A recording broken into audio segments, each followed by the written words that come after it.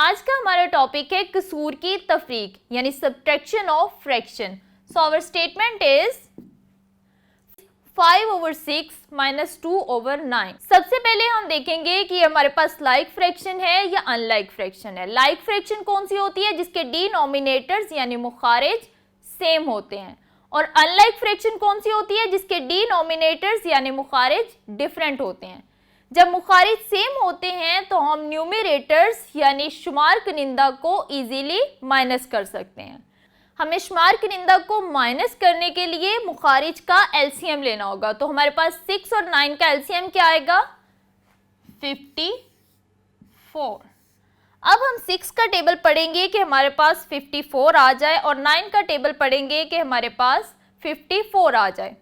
जिस डिजिट से हम 6 को मल्टीप्लाई करेंगे बिल्कुल उसी डिजिट से हम 5 को भी मल्टीप्लाई करेंगे। बिल्कुल इसी तरह से जिस डिजिट से हम 9 को मल्टीप्लाई करेंगे उसी डिजिट से हम 2 को मल्टीप्लाई करेंगे।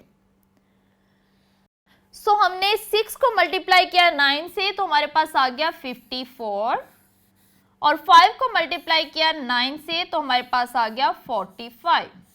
बिल्कुल इसी तरह से हमने 9 को मल्टीप्लाई किया 6 से तो हमारे पास आ गया 54 और 6 को मल्टीप्लाई किया 2 से तो हमारे पास आ गया 12।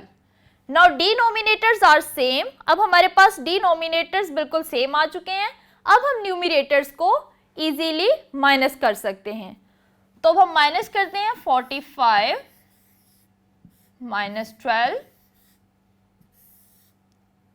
ओवर 54। तो हमारे पास आंसर क्या आ गया? 33 ओवर 54।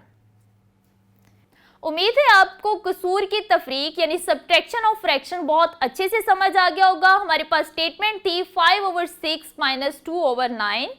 सबसे पहले हमने क्या किया? उसके डिनोमिनेटर्स को सेम किया ताकि हम न्यूमरेटर्स को माइनस कर सकें। तो इसके लिए हमने लिया उसका ज़ोज़ाफिकल यानी एलसीएम। तो एलसीएम आ गया हमारे पास 54। तो हमने 45 में से माइनस किया 12 को तो हमारे पास आंसर आ गया 33 ओवर 54।